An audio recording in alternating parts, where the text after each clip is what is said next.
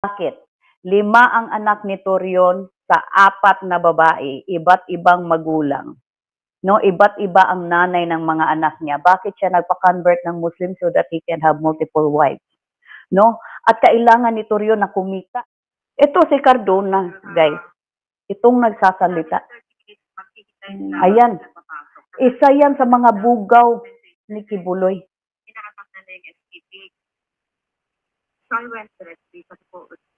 Isa yan sa mga bugaw ni Kibuloy, guys. Batang-bata pa, binubugaw na doon kay Kibuloy para talagang yung aking kaspa nagsiliparan habang pinapanood ko yung Senate hearing. Kasi nakita natin, it's very obvious na yung objective ni Senator Bato de la Rosa is to stop the operation of the PNP. Na yung PNP natin ay nandoon to execute justice, to do their job. No, so guys, gusto kong i-play itong ibang clips dito sa nangyari kahapon. Nakita natin si Torion, grabe ang ni Torion, ang tira ni Torion kay General Torre. And this is what I tell you guys, no? Yang si Torion, sa aking mga kasamahan dati, mga worker ni Kibuloy, mga worker until now, no? Bawat bigkas ni Torion sa kanyang bibig, he has money. He's earning money. And that's why he's doing his best kahit alam niya na illegal naman yung mga ginagawa niya. No, kahit alam niya mali yung ginagawa niya, but he still has to say it because he needs money. It's all about money. Bakit? 5 ang anak ni Torion sa 4 na babae, iba't ibang magulang. No, iba't iba ang nanay ng mga anak niya. Bakit siya nagpa-convert ng Muslim so that he can have multiple wives? No? At kailangan ni Torion na kumita. At itong KOJC, they are desperate to have Torion too because lahat ng kanilang asset ngayon ay frozen na, di ba? So wala sila, limited yung kanilang resources. And Torion is taking advantage the situation ngayon. No, alam niya. What's the reason why? In the first place, what's the reason why bakit nandoon yung ating PNP sa compound ni Kibuloy? Is it because they are interested to anybody else? Interested sa kanilang executive pastor ngayon na si Acobo na nung humarap siya doon sa sa Congress, sabi niya hindi daw siya marunong magtagalog and he can't speak English, so therefore he has to use Visayan language. Pero anong nangyari kagabi? He was speaking English ang Tagalog. Oh, bakit? Kasi gusto lang niya ipamukha sa mga tao that they think that they are smarter than anybody. No? Itong grabe ang pambubudol talaga nitong mga to. Tago sa buto. Tago sa buto ang pambubudol ng mga ito. So ang purpose talaga doon ni Senator De La Rosa na para namang yung hearing niya ay para ba yung nasa barangay tanod? No, nakakahiya. You are using the resources of the country for what? To protect the criminal. And you are there and you are a leader. The people voted. They put you in that position. Pero anong ginawa nitong Bato de la Rosa na ito? Nakakahiya, ginamit yung resources ng ating bansa, ng Pilipinas, to protect a friend who is a criminal. No, bakit? Yan ba ang magandang objective dito? Protektahan natin yung criminal na nagtatago? Why does he has warrant? Is it because he's abiding the law? He is a law-abiding citizen? My goodness, mga kagawad talaga tong style ng nakakahiya itong ni Bato at ni Robin Padilla. No, it's a big shit show. Yung nangyari kahapon diyan. Nakakaawa yung ating PNP. Alam ba nila hindi gusto ng ating PNP na andyan sila? The last place na gusto nilang puntahan ay yung compound na sabi ng mga workers ni Kibuloy is a place of worship and a place of learning daw. It's not just a place. It could be in some form a place of worship and a place of learning, but it also a a crime scene because diyan nangyayari ang lahat ng criminalities. Diyan nangyayari yung sexual abuse. Diyan nangyayari ang manipulation. Diyan nangyayari ang physical abuse sa mga workers. And I was one of them who experienced that. The physical abuse, the emotional abuse, the mental abuse. That is definitely the place of a crime scene. Hindi yan banal. It's not a holy place. Guys, anong naramdaman nyo? What comes to your mind nung nanood kayo sa hearing na yan? Nakakabwisit yung hearing. I-play ko yung ibang clips. My gosh, alam ko marami sa atin na nakapanood na nito because it was a public hearing. At alam ko na kung ano yung naramdaman ko na yung kaspa nagsiliparan. Alam ko kayo din. No, pero nakakahiya ba? Pinagtatawanan tayo ng mga tao ng ibang bansa. At si Kibuloy, habang ginagawa nila ito, si Kibuloy ay nagkaroon na ng plano. O kung ano yung next move niya kasi wala doon yung mga yung mga PNP what they are doing right now is delaying tactics. Ginagawa nila ito to delay the tactics, the process. Kasi yan si Torion at yung mga kasamahan ko dati na mga worker ni Kibuloy, alam nila kung nasaan si Kibuloy. Alam nila na may bunker dyan. Alam nila na may underground dyan. Oh, and the PNP, the police, they are so close to get there. Oh, kaya dinadivert nila itong style na ito. Nakakabwisit. At saka itong si Bato, meron pa siyang audacity na i-questionin yung human rights. Human rights, may kaso ka about human rights, ilang tao yung pinatay mo na wala man lang investigation. Tapos you question the human rights because yung PNP pumunta doon at you parang binoblow up nyo yung isang tao, isang worker na namatay na heart attack. Hindi nyo alam kung ano talaga ang reason. Ako alam ko kasi galing ako dyan. Alam ko kung ano yung practices doon. Hindi kami natutulog ng maayos doon. Lalong-lalo na this time na talagang matyagan nila yung kanilang compound. It's because takot sila. Takot sila na makuha yung kanilang God. No? Hindi na natutulog yung mga yun. Kaya na heart attack at saka matanda na ang init-init yan sa Maynila. Isa lang yun, pero marami ang mga workers na namatay doon na walang question. Yan si Nori Cardona. Yan si Nori Cardona. Ito si Nori Cardona. Pakita ko sa inyo guys kung sino talaga to si Nori Cardona. Kasi ito si Nori Cardona, isa ito sa mga bugaw ni Kibuloy. At napakasinungaling. Kaibigan ko mismo, best friend ko mismo na nag-bleeding. You know, a few years ago, na humingi ng tulong kasi hang on guys, yung aking nag-bleeding yung kaibigan ko, kabatch ko, na worker noon. Tapos, kasi si Cardona yung in charge doon sa Tamayong sa kanila. Sabi ba naman ni Cardona, antayin yung kalooban ng ama, antayin na lang yung kalooban ng ama. So anong ginawa natin as a friend? We send help. Pinadala natin sa ospital. Pina-check, pinagamot natin. Oh. Pero sila, hindi nila pinapagamot yung may sakit. Tapos ngayon, sasabihin, kasalanan ng PNP na namatay dahil nilusob sila. Hello, Cardona. Grabe talaga ang pagkasinungaling nitong matandang to.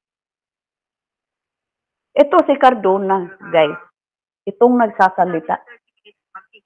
Ayan. Isa yan sa mga bugaw ni Kibuloy.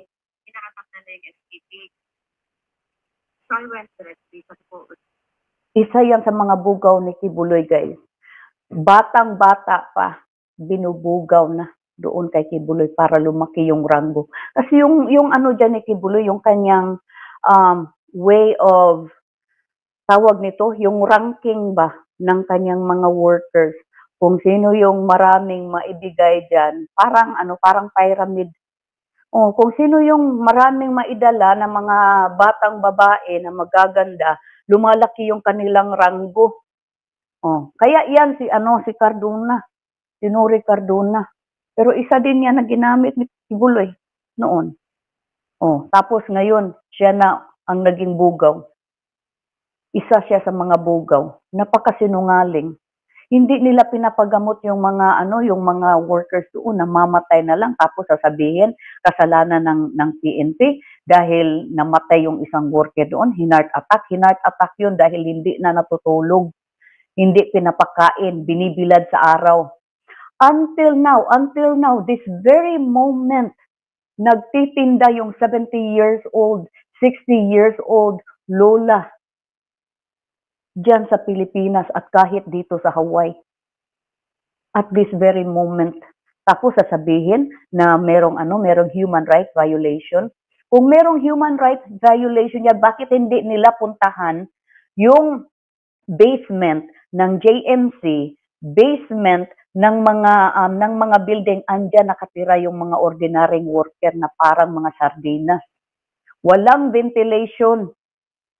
Pero yung mga yung mga pastoral, yung mga malapit sa doon sa luwag sa Bisaya pa, maganda yung kanilang kwarto, at least meron silang aircon. Pero yung iba, yung ordinary workers, they are living like sardines. They don't even have any ventilation. Tapos sasabihin human rights, may kasalanan yung ating PNP dahil nilusob sila. Isa lang naman ang dahilan bakit nandoon yung PNP, Senator Bato at Robin Hood Padilla. Mag-isip naman kayo, bigyan nyo naman ng konting pag-iisip, konting tawag nito. Konting moral ba yung mga ginagawa ninyo sa ating bansa? No? Isa lang ang dahilan, nandyan ang PNP to serve the warrant of arrest dahil yung kriminal ay nagtatago dyan. Tapos piniprevent ng mga workers ni Kibuloy ang execution of justice, tapos kasalanan ng ating PNP. Let them do their job. My God, nakakabwisit, nakakainis talaga to. Kasi they are delaying the process. Akala nyo talaga, Turyo, na yung kliyente mo ay makakatago forever? Akala mo, alam mo naman kung ano yung ginagawa diyan, pira-pira lang, 'di ba? Kailangan mo talagang magsinungaling para magkapera lang. Tapos gagawin yung bad yung ginagawa ng ating mga kapulisan na gumagawa lang sa kanilang trabaho. Bakit hindi no sila hayaan na gawin yung trabaho nila ng maayos? Alisin nyo yung mga workers dyan. Naka-ano naman yan, naka-freeze naman yung mga properties dyan, yung compound, naka-freeze naman yan. Bakit andyan pa yung mga yan? Dapat wala na yung mga yan dyan. Mga squatter na yung mga yan dyan. Hayaan nyo na yung justice system ay gugulong. Huwag nyo namang i-prevent. Huwag nyo protektahan yung mga kriminal dyan sa Pilipinas. Kaya nagkaletse-letse yung ating bansa. Kahit sino ang nakaupo dyan na mamumuno, hindi nagsasucess kasi may mga senators, may mga binoto tayo na katulad nitong Bato na to at ni Robin Hood Padilla. Kaya nagkaganito. Alam nyo, hindi aabot si Kibuloy ng ganito. Hindi siya magtatago, hindi siya magiging fugitive. Kung wala siyang ginawang mali, kung wala siyang ginawang kasalanan, kung siya ay talagang sumusunod sa batas. Hindi siya aabot sa ganito. Dumating siya dito dahil may ginawa siya at alam niya yan. Biniblame, natatakot, humihingi pa ng kung ano-anong mga provision para hindi siya ipadala dito sa US. Bakit siya takot pumunta dito sa US? Bakit siya takot? Kasi alam niya, walang nababayarang tao dito sa US. Walang senators na katulad ni Bato. Walang senators na katulad ni Robin Hood Padilla. Walang senators na katulad ni Bongo. At walang presidente dito na katulad ni Duterte na na instead na yung bansa ay protektahan yung mga Pilipino ay magiging drug lord. Saturate the drug lord and kill yung yung business tawag nito, yung competition without any tawag nito, investigation, without any justice. Yan ang justice system. Yan ang dapat itong si Bato, siya mismo ang mag-submit sa sarili niya sa human rights. Ginawa mo ilan yung mga taong pinatay mo tapos ikaw pa mag-question ng human rights? Ginawa niyong big deal yung isang worker na namatay sa heart attack during this operation, but hindi niyo ginawang big deal, hindi niyo man kami pinakinggan kahit nung pumunta kami dyan sa Senate, hindi kayo umattend. Why? Wala kaming value? Isa lang ako na nagsasalita dito, but I am the representative of many who were abused. May isa, pumunta ka ba, Bato? Senator Bato, pumunta ka ba? Hindi ka nagpakita. Pero, yung kaibigan mo, bakit? Kasi wala kaming naibigay sa'yo. At wala kaming maibibigay sa'yo. Why should we give you anything? Glow with the help of hydrolyzed collagen plus vitamin C. Potency plus C. Guys, na ano talaga ako. Pasensya na. At yung ating emotion, hindi ako grabe, the whole day, pinag-iisipan ko talaga to. Kasi naaawa ako sa PNP natin. Naaawa ako sa mga tao who are trying to deliver justice for everyone. Naaawa ako kasi ang dami din nilang sinakripisyo. Alam niyo ba yan si General Torre, gusto niya na ganyan ang mangyayari? Gusto niya na andyan siya sa compound ni Kibuloy? Yan ang last place na gusto niyang puntahan. Pero andyan siya to deliver justice for everyone. Tapos gagaguhin nyo. Ito pa naman si Senator Bato ay dating chief of police. Naging chief of police to na walang alam. O kaya meron sigurong alam, binabali lang. Bending the laws, breaking the laws for their own benefit. In expense of the people, in expense of the people's safety and justice. Nakaka-bad trip. Guys, pasensya na at ang ating emosyon talaga. Alam nyo, hindi ito ang gusto kong ang gusto kong i-present today. Gusto ko sanang, ang plano ko talaga, i-present ko yung pinakauna talaga na pastoral na nag-open up sa can of worms na ito. And she was the one who was arrested dito sa US. Pinakulong siya nitong mga demonyo na to. No, pinakulong siya dito kasi nagsumbong siya sa pulis sa Hawaii. Pinakulong siya dito at ginawan siya ng kasalanan. Kinonvince ang isang member dito sa Hawaii na merong anak na minor na babae at pinagawa ng sulat. Nilagyan nila ng kasalanan itong isang pastoral at ginawang tomboy. Na kunyari, ng rape daw ng isang batang babae at pinakulong nila. Tinanggalan ng passport, lahat kinuha sa kanya. And luckily, yan sana ang gusto kong i-present dito kasi parang mag-loop na parang yung story ba is going back to the loop na. Yan sana ang gusto kong i-present dito. I-present ko yung picture niya, yung mga ginawa niya kasama si Kibuloy, kung ano itsura niya. And it was the blessing of these guys na nahuli yan si Kibuloy dyan sa Hawaii noong 2018. At kinonfiscate yung kanilang mga cellphone, lahat. At doon nakita yung communications, yung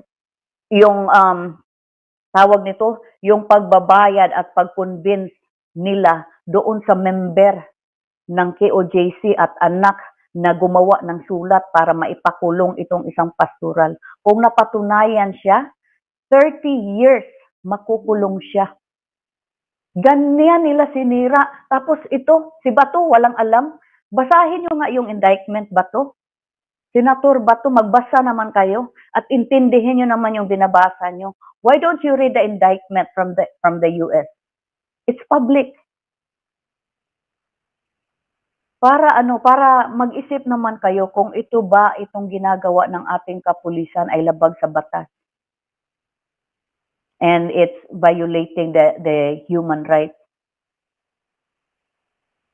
Sa susunod, guys, ipipresent ko yan sa inyo.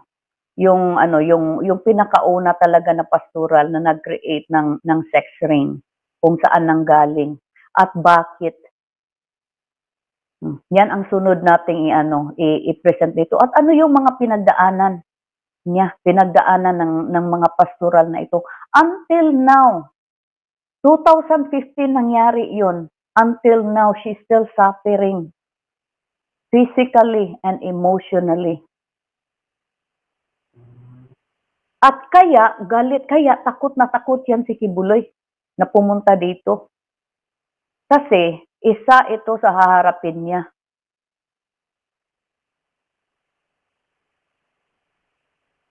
Nakaka-bad trip, guys. Sige nga, magbasa muna tayo ng comments. Guys, thank you. Thank you so much, mga kababayan. Mga kababayan, salamat.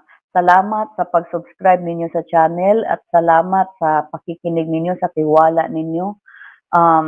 Salamat for fighting with us and for us. No, hindi tayo aabot sa ganito without you guys. You know, without your support, without you fighting for us. Kasi I was the only one talking here. And I said a lot of things. But it seems like isn't enough. Hindi enough. Kasi yung mga sinasabi ko dito, ano lang yun yung scratch of the iceberg ba? Hanggang matapos talaga itong case dito at maipadala na dito yan si Kibuloy. Saka ko pa ma-reveal ang lahat kung ano talaga ang the darkest secret of this kingdom of hell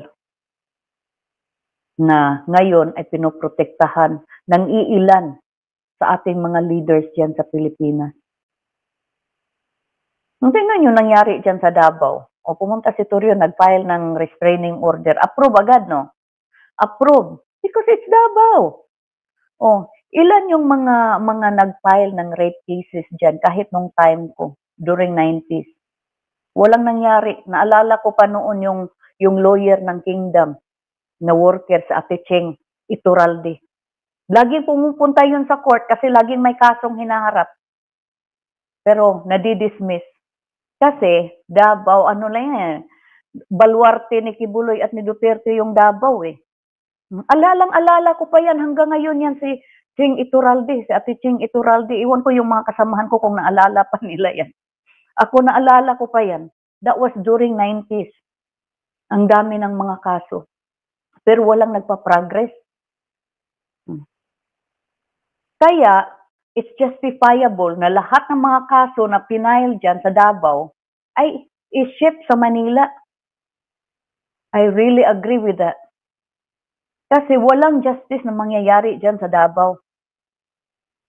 Tingnan nyo ito, yung mga PNP natin through General Torre, ginawa yung trabaho, gagawin lang ng trabaho tapos magiging magiging parang monster na. Ginagawa nilang monster to the public.